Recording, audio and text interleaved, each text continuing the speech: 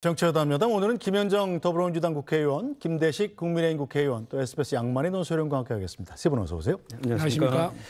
네, 내란 특검팀이 수사에 속도를 내고 있습니다. 어제 윤석열 전 대통령에 대한 체포영장을 청구한 데 이어서 오늘 출국 금지 조치도 한 걸로 전해지고 있습니다. 특검이 별도의 소환 통보 없이 곧바로 체포영장을 청구한 이유는 뭔지부터 들어보겠습니다. 금일특검은 윤석열 전 대통령에 대해 특수공무집행 방해죄 등으로 체포영장을 청구하였습니다. 경찰의 출석 요구에 2회에 걸쳐 불응하고 특검이 수사를 개시한 6월 18일 이후인 19일에도 출석에 불응하면서 이후 소환에도 응하지 않을 것을 명백히 밝히고 있는 바 6월 23일 사건을 인계받은 특검은 사건의 연속성을 고려하여 조사를 위해서 체포영장을 청구하게 된 겁니다. 조사에 응하지 않은 유일한 사람이고 다들 아시겠지만 특검은 수사 기한에 제한이 있고 여러 사항에 대한 조사가 예상되는 바 끌려다니지 않을 예정입니다.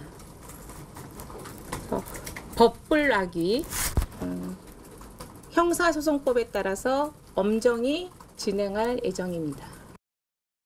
네, 먼저 김현정 민주당 의원님, 일단 법불악위, 법은 신분이 귀하다고 해서 청하지 않는다 이런 얘기까지 해가면서 강력한 의지를 표명을 했는데 원래 아무리 특검이 경찰의 수사를 이어받았다고 합니다만 일단 소환 통보부터 좀 하는 게 순수하니까요. 네, 뭐 지금 특검에서도 한 차례 소환 통보했는데 의견서까지 제출하면서 출석하지 않겠다라고 분명하게 의사표시를 한 거로 제가 알고 있고 경찰에서도 뭐 2차례 이미 소환 통보했는데도 불응했지 않습니까? 그래서 특검이 이제 특검은 검찰로부터 23일 날 이제 수사를 다 넘겨받은 거 아닙니까? 연속성이 좀 있는 거고요. 그래서 수사의 연속성 측면 그리고 지금 활동 기간이 170일로 정해져 있잖아요. 그렇기 때문에 170일 안에 수사를 종결하기 위해서는 빠르게 이렇게 해야 될 필요성이 있는 것이고 그리고 애당초에 윤석열 피고인 같은 경우에는 풀어주면 안 될 건데 재판부에서 갑자기 70년 역사상 처음으로 갑자기 날이 아닌 시간으로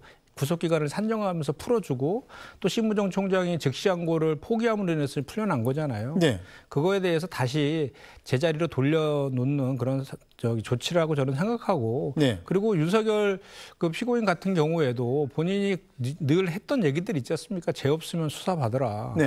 그리고 특검 거부권자가 범인이다 하셨으니까 당당하게 수사 받으시면 될 것 같습니다. 그것이 국민의 지금 법 상식 같습니다. 제가. 네, 김대식 의원님 일단 윤 대통령 측이 절차 위반이다 이런 의견서를 법원에 냈더군요. 네, 그렇게 지금 낸 걸로 알고 있고요.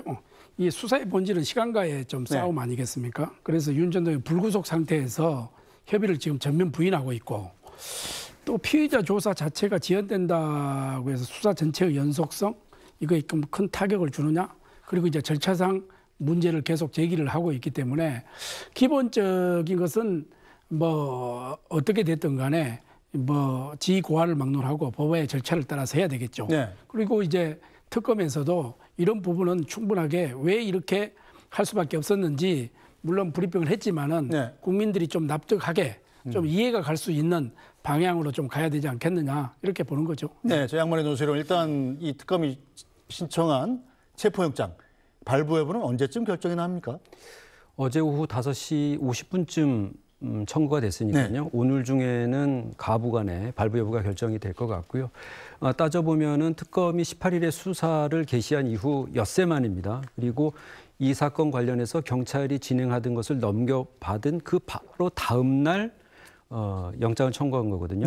이거 보면은 김용현 전 장관이 구속 만료를 풀려날 상황이 되었을 때 내란 특검팀에서 추가 기소를 하고 또 추가로 영장을 발부해달라고 해서 지금 영장 심사 진행되고 있습니다. 그래서 뭔가 당사자들로서는 좀 허를 찔린다고 생각할 만큼 좀 전격적인 청구였고요.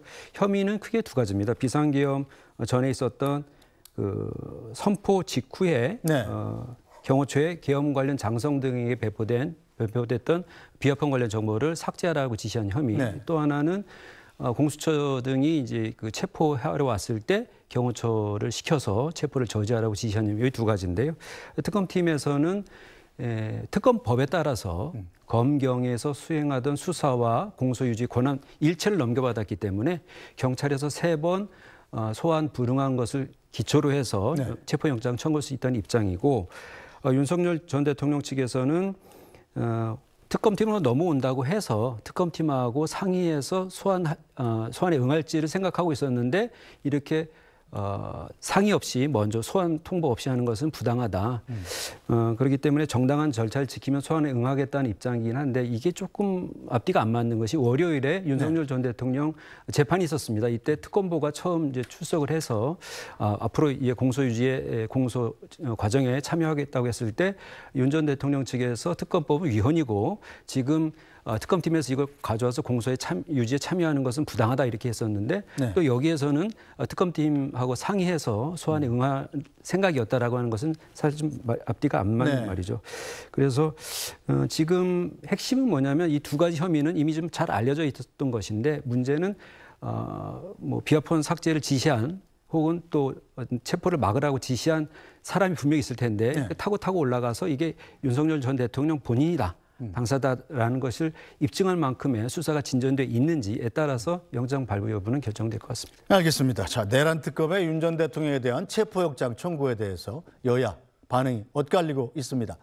민주당은 당연한 수순이라는 입장이지만요. 국민의힘은 재판받는 피고인을 다시 체포한다는 게 앞뒤가 맞지 않는다 이렇게 주장하고 있습니다.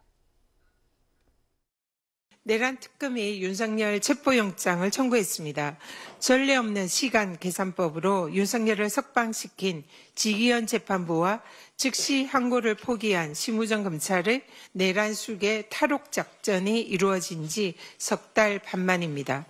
내란 수계의 윤석열 체포와 구속은 사법정의 회복의 첫걸음입니다.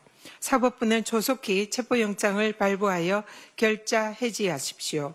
내란 2인자 김용현 구속영장도 지체 없이 발부하라는 국민의 명령에 귀 기울이기를 바랍니다. 지금 윤석열 전 대통령 같은 경우에는 재판을 또 받고 있는 피고인 신분이기도 하거든요. 예. 그러면 재판을 받고 있는 피고인이 그 재판부의 결정으로 지금 석방이 돼서 불구속 상태로 있는 상황이라고 한다면 예.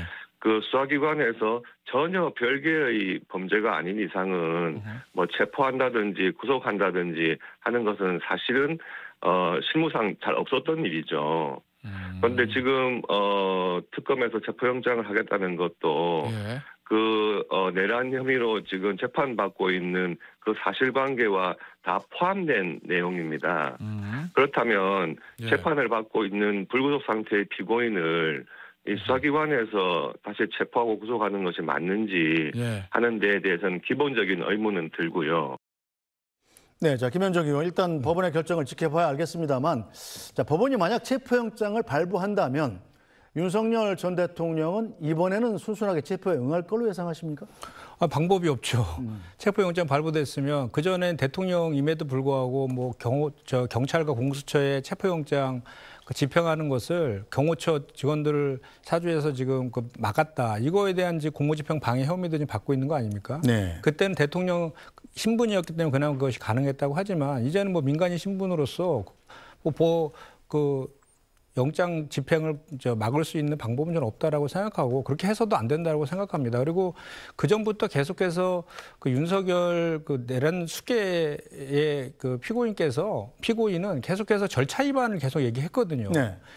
그 내용에 대해서는 다투지 않고 절차 위반만 갖고 계속 탄핵 심판부터 그 내란 재판까지 계속 그 주장을 하고 있는데 이것 거꾸로 보면 내란 혐의에 대해서는 반박할 수 없기 때문에 그런 거라는 반증이기도 한 것입니다. 그래서 지금 국민들이 얼마나 지금 그동안에 지켜봤습니까?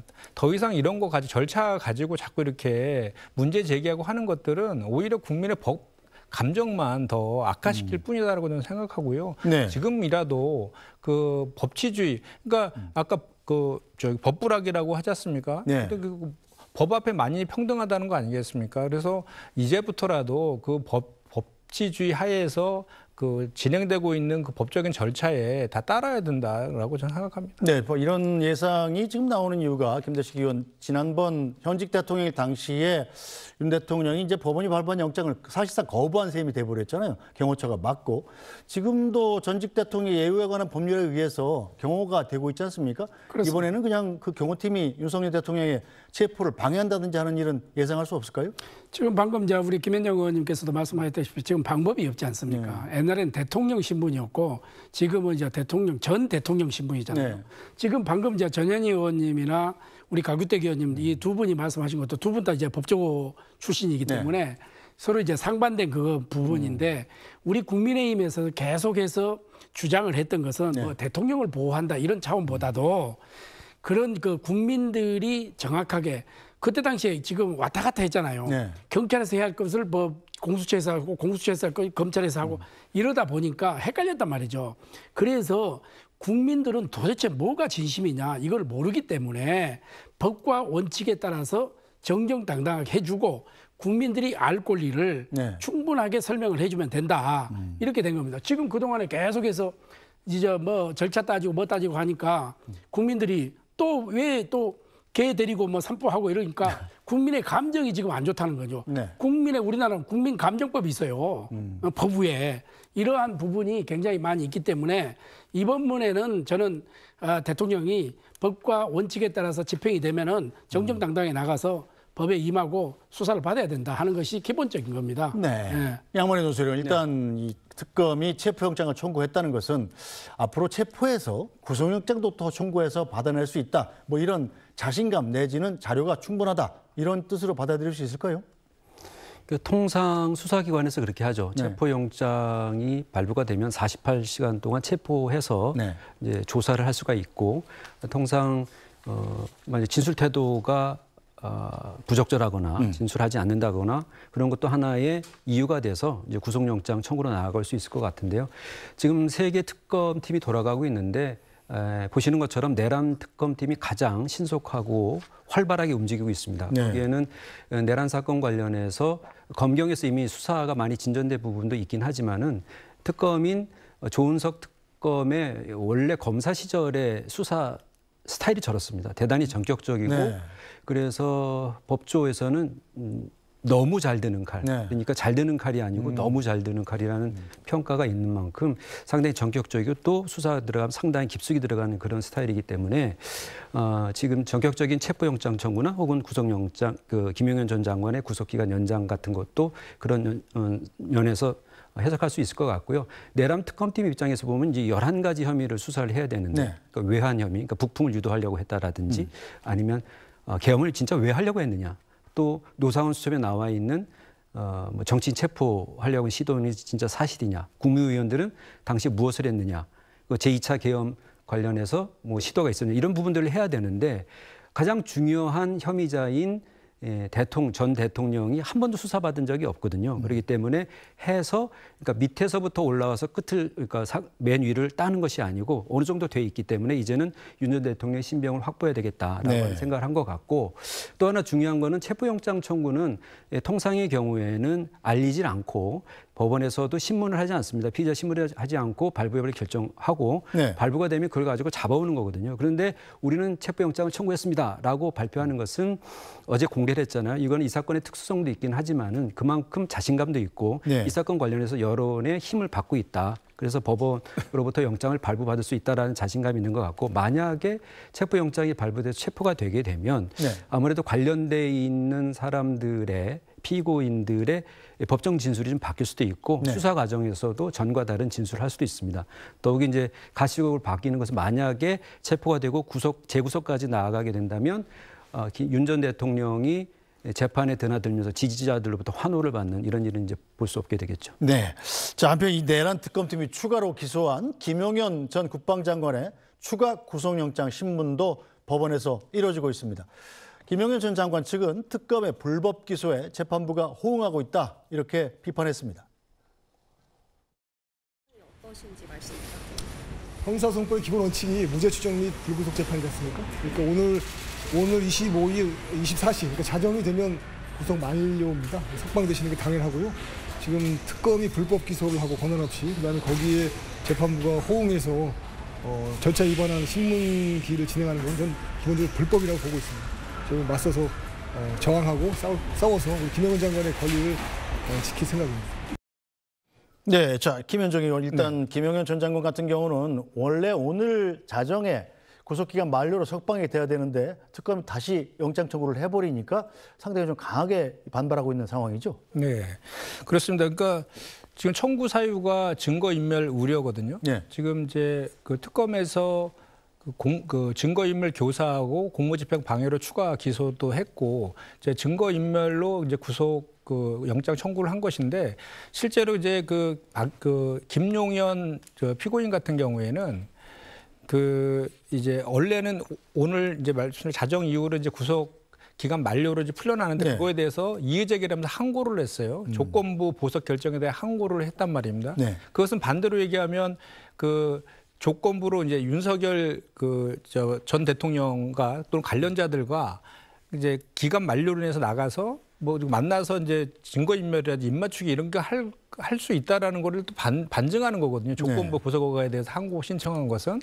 그렇기 때문에 오히려 더 증거인멸과 우려에 대해서 구속영장 신청한 것에 대해서 재판부에서 인용할 가능성이 좀 높아 보인다라고 보여지고요. 네. 그리고 또 그 재판부가 지금 직위원 재판부 아닙니까? 직위원 재판부에 대해서 또 기피 신청을 또 하면서 벅꾸라지 같은 행태를 계속 보이고 있거든요. 네. 오늘도 약식으로 그 재판부 또 기피 신청을 다시 냈다가 또 기각됐다라고 하더라고요. 네. 그러니까 재판부에서도 이제 이런 김용현 측의 그 주장들에 대해서는 이제 받아들일 수 없다라는 걸 명확히 하고 있기 때문에 저는 오늘 그 구속영장 신청에 대해서 오늘 중으로 이제 그 결과가 나올 것이라고 예상이 되는데 네. 반드시 구속이 될 것이라고 저는 예상을 합니다. 그리고 사실은 내란 외환죄 같은 경우에는 우리 형법 중에서 가장 중범죄입니다. 그래서 미국 같은 경우는 구속기간 같은 경우도 지금 우리 6개월이 다른 같은 네. 그 범죄랑 또 동일하게 6개월이잖아요. 2개월에서 연장해서 6개월까지 할 수 있는데 미국 같은 경우는 1년까지도 이렇게 연장할 수 있거든요. 그와 관련된 소위 김용현 방지법이 지금 국회에 또 계류까지 되어 있습니다. 그래서 내란 외환 같은 경우는 구속기간을 좀 더 그 연장시킬 그런 필요가 있겠다라는 생각을 합니다. 네, 자 양문현 전수 의원 일단 오늘 자정에 김영현 전 장관 같은 경우 구속영장 만료로 풀려나기 때문에 오늘 안에 이번 추가 구속영장 결과가 안 나오면 풀려나는 거네요. 뭐 당연히 절차적으로 그렇습니다. 그런데 말씀하신 것처럼 그 전에 재판부에서 발부 여부를 결정할 것 같고요. 이 김용현 전 장관에 대한 구속영장이 이제 발부가 돼서 구속 기간이 더 연장되느냐 하는 것은 김용현 전 장관뿐만 아니라 내란 사건 관련돼 있는 다른 군 장성 피고인들에게도 영향을 줍니다. 네. 이미 여인영 전 방첩사령관 등에 대해서 마찬가지로 똑같이 위증 등의 혐의로 새로 추가 기소를 하고 영장을 또 청구했거든요. 그러니까 지금 이 사건 과 관련된 재판의 유지를 위해서 지금 피고인들의 신병을 구금 상태, 구속 상태로 유지하는 것이 이 바람직한지 아니면 불구속 상태로 재판을 받도록 해도 좋은지에 대해서 뭐 재판부 법원에서 판단이 있지 않을까 생각합니다. 네, 자 김대식 의원님 일단 국민의힘 입장에서도 윤석열 전 대통령이 이미 탈당을 했잖아요. 이른바 12.3 비상계엄 세력에 대해서 뭐 그걸 뭐 보호해줘야 된다거나 이른바 좀 디펜스에 나설 생각은 별로 없는 거 아닌가요? 그런 생각은 없습니다. 우리가 원래 처음부터 계엄 이 자체는 잘못됐다 이렇게 주장을 했고 다만 이제 내란 재판에 있어서 이것은 뭐 대통령을 보호한다든지 내란 세력을 보호한다는 그런 차원이 아니라 법과 원칙에 따라서 해주라는 그런 거 아니겠습니까? 전혀 그런 사항은 아니었다 이렇게 보고 이 특검이 이제 핵심 피의자 이제 김용현 구속을 좀 이끌어지 못하고 또 이후 수사의 전당성과 이런 거를 확보하지 못하면 동력이 떨어지지 않겠습니까? 그런 측면에서 지금 이 삽바 싸움에 지금 이게 들어가지 않았나 이렇게 보고 방금 이제 우리 논설위 의원님께서도 말씀하셨다시피 이런 부분 오늘 저녁에 자정을 끝으로 그게 안 될 경우에는 다시 이렇게 혼선이 올 수가 있지 않습니까? 그래서 오늘 중으로는 뭐 결론이 나지 않겠나 이렇게 생각을 하고 내란 특검은 향후 이제 수사에서 이제 어떻게 보면 강제 수사 이 체제를 좀 확보하게 될 수 있는 그런 좋은 모멘텀이 아닌가 이렇게 보는 거죠. 오늘 이 이것을 기점으로 해서. 네. 자, 법원이 어떤 결론을 내릴지 지켜보도록 하겠습니다. 자, 한편 김민석 국무총리 후보자에 대한 인사청문회가 오늘 이틀째 열리고 있죠. 자, 어제는 김 후보자의 태도를 놓고 또 여야 시작부터 설전을 벌였었습니다. 잠깐 보고 가죠. 김민석 후보가 뭐라고 우리 인사청문위원을 모독했냐면요. 상식적인 상식인이라면 이해가 됐을 거라고 생각되는데 하루 종일 설명을 하고 나서 이해를 못하신 상태에서 계속 동일한 질문을 하시는 것을 보고 낭패감이 들었다. 이렇게 말씀을 하셨습니다. 즉 저희를 상식적인 상식인이 아니다라고 지칭을 했습니다. 두 번째로는 우리의 주진우 의원을 찍어서 통상은 국회의원들은 하지는 않고 조작하는 나쁜 검사들이 하는 짓인데 이런 것을 이렇게 하시는구나라고. 청문위원이 불편한 그런 얘기는 삼가 주시고 청문위원을 존중하시고 발언에 신중을 기해 주시길 바랍니다. 그럼 후보자 말씀하시죠. 주진우 의원 지적한 부분 말씀에 대해서는 별도 기회가 있으면 자세히 말씀드리겠습니다만은 굳이 사과할 내용이라고는 생각하지 않습니다. 잠깐만요. 네. 자, 조용히 해 주시기 바랍니다. 저는 어제 이제 후보자께서 특정 SNS에 대한 글에 대해서 문제 제기를 하신 바 있습니다. 이것은 왜냐하면 사실관계가 다른데 그것이 SNS에 올라가 있고 그냥 박제되어 있는 상태 아닙니까? 그럼 후보자는 그냥 인사청문 대상이니까 그것이 아님에도 불구하고 그냥 박제된 상태로 계속 그것을 받아들여야 하는 것은 아니지 않습니까? 그런 문제 제기 정도는 해야 된다. 네, 저 양만희 선수님께서 좀 정리해 주시죠. 오늘 인사청문회장에서 벌어진 일인데 주진우 의원의 SNS를 놓고서 지금 벌이는 설전입니까? 그 주진우 의원이 이번 김민석 총리 후보자 인사청문회에 국민의힘 주공격 수지 않습니까? 그렇죠. 그래서 6억이 빈다.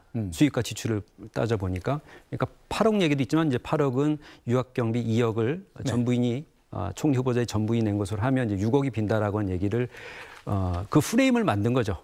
프레임을 만들었는데 그래서 그러다 보니까 어제 청문회에서 그 총리 후보자가 축의금, 부의금, 출판기념회 두 차례에서 각각 6억 1천만 원 정도가 수입이 있었다라는 답변까지 끌어낸 겁니다. 네. 그런데 이 얘기를 하면서 김민석 후보자가 한 얘기가 뭐냐면 6억이라는 돈이 마치 한 군데 쌓아놓여 있고 그걸 이렇게 갖다가 쓴 것처럼 그런 인상을 주는 글들이 있는데 이것은 사실과 다르다.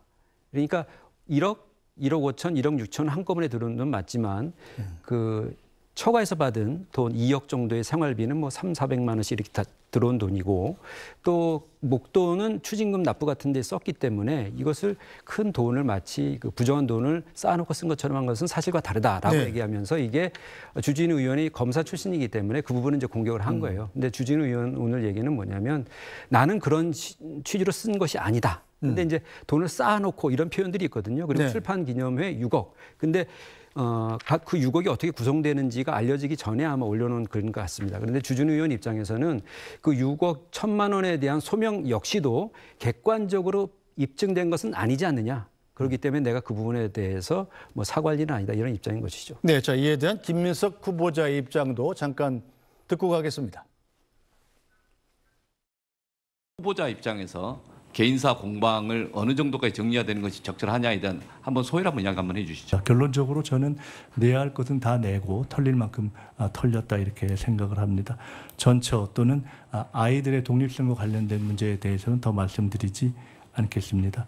한 가지만 어제 말씀 중에 제가 마지막에 주진우 의원 부분에 대해서 말씀드린 것은 이미 과정 중에서도 드러났고 그 이전에도 드러났지만 그 이전에 공개된 자료만을 가지고도 몇 해 동안 분산돼서 전혀 한 해에 6억을 모아서 장롱에 쌓아놨다고 볼 수 없는 것이 누구의 눈에나 명백한 돈을 가지고 장롱에 쌓아놓은 것처럼 어떤 분들은 제2의 논두렁시계라고 표현할 수 있는 것을 프레임을 만들어서 계속 지적하시고 그것이 공당인 국민의힘에 의해서 현수막이 붙여지고 있는 상황이어서 청문회의 의미 자체가 무색해지는 것이 아닌가 싶은 걱정이 들어서 이런 방식은 과거에 봤던 정치검사들의 조작에 해당하는 경우에는 모르겠지만 청문회에서 통상적인 국회의원들이 하는 것은 아닌 것 같다. 그래서 이런 것들에 대해서는 적당치가 않다. 네, 자 김현정 의원 일단 김민석 후보자의 해명을 듣고 보면 자, 이 주진우 의원이 자신한테 하는 이런 의문 제기는 과거 정치검사들이 하던 조작이다. 뭐 이런 뜻으로 들리는데요. 아니, 실제로 그렇게 얘기할 사안들이 이제 그런 그런 사안들이 발생했죠. 왜냐하면 지금 그 인사청문회 후보자가 검찰의 피의자는 아니지 않습니까? 네. 그 총리로서의 업무 수행을 할 수 있는 자질과 능력을 검증하는 것인데 마치 이제 이런 거죠. 그러니까 주진우 의원이 SNS에다가 그 6억에 대해서 썼는데 그 연도를 다 빼먹었어요. 네. 근데 이제 그 후보는 2019년, 2020년, 2022년, 2023년 4년에 걸쳐서 그 결혼식과 조의금, 축의금, 조의금 그리고 출판 기점에서 들어온 그 비용이다라고 이렇게 소명을 좀 하고 있는데 그것을 연도를 다 빼버리고 한꺼번에 마치 6억 원이 들어온 것처럼 이렇게 SNS에 올려놓고 또 현금을 쌓아놓고 이렇게 안전히 그냥 뭐 사실관계 확인도 없이 그 후보자를 그냥 범죄와 악마시키듯이 이렇게 SNS에 올렸단 말입니다. 그러면 청문회도 하기도 전에 네. 후보자의 설명도 듣기 전에 그렇게 올려버리면 일반 국민들이 봤을 때에는 이미 후보자가 그런 대단히 무슨 의혹이 있구나라는 식의 선입관을 갖게 되지 않습니까? 네. 이거는 정치검찰들이 그동안 했던 피의사실 공표, 피의사실 유출을 통해서 악마시키는 그거와 아주 판박이다라는 지적을 하고 있는 거고 저도 그 후보자의 주장에 저도 동의합니다. 그리고 또 하나는 계속해서 반복적으로 어제부터 재산 의혹에 대해서 계속해서 문제 제기하는 거에 대해서 후보자가 소명을 하고 있음에도 불구하고 되풀이되는 질문들을 계속하고 있어요. 네. 그런데 축의금이나 조의금 출판 기념에서 들어온 돈은 현금으로 들어오지 않습니까? 현금으로 들어오기 때문에 그거를 무슨 증빙할 수 있는 방법이 없는 거잖아요. 그런데 없는데 자꾸 증빙하라고 하니까 후보자로서 답답한 그런 얘기들 하고 있는 것이죠. 그리고 이제 좀 가정사의 문제이지만 처가 이제 장모님으로부터 한 달에 200~300만 원씩 생활비를 받았었다. 이런 건 사실 아픈 가정사 아닙니까? 그리고 그것도 후보자와 관련된 게 아니잖아요. 그런 논리라면 주진우 의원 같은 경우는 할아버지가 손자한테 7억 원을 증여하고 이런 거 견주어 봤을 때 본인의 눈에 있는 대들보는 보지 않고 티끌만 찾아갖고 자꾸 흠집내비게 하는 거 아니냐 이런 네. 차원에서의 후보자의 답변이라고 보고 저도 그거에 대해서는 정말 인사청문법을 개정해야 되는 필요성을 다시 한번 느끼는 그런 청문회가 아닌가 이렇게 생각합니다. 네, 자 김대식요. 제가 그랬잖아요. 네. 지난번에 방송에 나와서도 그랬잖아. 김민석 후보는 좀 겸손해야 될 필요가 있다. 이거를 예를 들어서 13억 지금 수입이 5억인데 지출이 13억, 8억이 빈다. 그러면은 설령 자녀 유학 자금은 전처가 부담했더라도 6억이 비는 거 아니겠습니까? 그거를 청문회에서 정확하게 해명을 해주면 된다 이랬는데 본인이 유튜브 나가고 방송에 나가서 그거를 다 공개를 했어요. 지금 주진우 의원이 한 게 아니에요. 공개를 한 거를 그걸 갖다가 하는 거예요. 그래서 제가 늘 겸손하고 잘못하면 오만하고 교만하고 네. 비춰줄 수가 있으니까 후보자는 후보자에 맞게끔 거기에 대한 설명을 하고 국민 눈높이에 맞을 수 있는 해명을 해주면 된다. 네. 이렇게 한 겁니다. 그런데 우리 이 김민석 후보께서는 거기에다가 이제 검찰에 빗대고 이렇게 하니까 너무 많이 나갔어요. 네. 그런 부분을 지난번에도 제가 우리 김민석 후보를 개인적으로 아끼는 입장에서 제가 그렇게 좀 해달라고 했는데 계속해서 이렇게 나가다 보면은 서로 충돌이 될 수밖에 없는 거 아니겠습니까? 네. 그리고 주진우 의원이 지금 총리 후보자가 아니지 않습니까? 후보자는 김민석 후보예요. 주진우 후보의 개인사 이거를 네. 따지고 들으면 안 돼요. 차라리 그러면 주진우 의원을 총리 시키세요. 우리가 정확하게 검증해서 내보낼게요. 그런 것은 네. 저는 우리 김민석 후보가 제가 전제적으로 깔았죠. 네. 저하고 개인적으로는 친한데 네. 정말 이래줬으면 좋겠다. 이렇게 이야기를 했는데 너무 지금 이게 주객이 전도되는 이런 느낌이 들어서 지금 안타까워서 지금 하는 이야기입니다. 그러니까 저도 한마디만 보태면은 이런 거잖아요. 이제 사선 의원인데 재산 한 2억 정도 되고 있습니다. 그래서 그 정도 되면 이제 검소하게 살았다라는 정도는 이제 인정해줘야 되는 것 같고, 인사청문회의 주된 목적은 후보자의 자질과 역량을 검증해야 되는데도 불구하고 너무 이 현금 6억에 대해서만 이틀 내내 얘기하고 있는 거예요. 그건 정책 검증을 안 하십니까? 그러니까 그런 것이 안타깝다는 거고, 그리고 좀 그 후보가 되풀이해서 얘기하고 있어요. 그리고 이제 뭐 저기 후보가 SNS나 방송 나가서 소명한 그런 것들에 대해서 주진우 의원이 그런 문제 제기를 하니까 그거에 대해서 소명한 것인데, 그거에 대해서 다시 또 재반론을 하면서 SNS에 올리는, 근데 올렸는데 그 사실관계를 교모하게 짜집게 해서 올렸다라는 이제 반박을 지금 후보자가 하고 있는 것이고요. 저는 그래서 이제 오늘까지 인사청문회가 진행되지 않습니까? 네.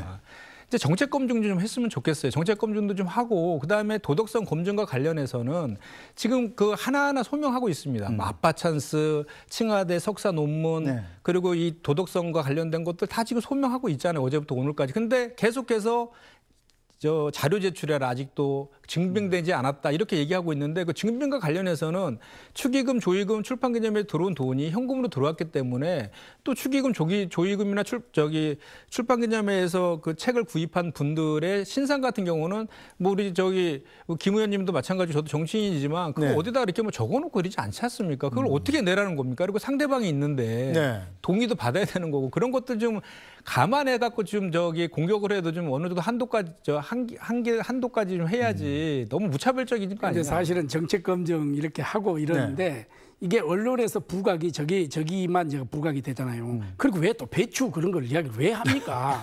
그러니까 계속해서 이게 꼬리가 꼬리를 물고 하는 거야. 그리고 어제 정책 검증도 했지 않습니까? 1년에 우리가 지금 현재 예산이 어느 정도냐. 그리고 지금 김민석 후보가 이제 후보로 지명됐을 때 우리가 IMF가 날 정도의 아주 위험한 그런 단계다. 그러면은 앞으로 정책적으로 어떻게 할 것이냐. 그러면은 부채 비율이 어느 정도냐. GDP 대비해서 어느 정도에 지금 하고 있냐. 사실은 지금 GDP 대비해서 지금 49%에 육박하게 되거든요. 50% 넘으면 이렇게 심각한 현상이 올 수가 있는데 10년 전에 자료를 가지고 또 이야기를 하고 이런 것은 좀 약간 묻혀가고 또 이게 현금성 이런 부분을 어떻게 할 것이냐 이런 그건데 전체적으로 우리가 이제 청문회 이혼 아닙니까? 이혼들은 그 개인적인 그런 거라고 보다도 우리 국민들이 궁금해하고 국민들이 이거를 알고 싶어 하는 것을 대신 질문한다.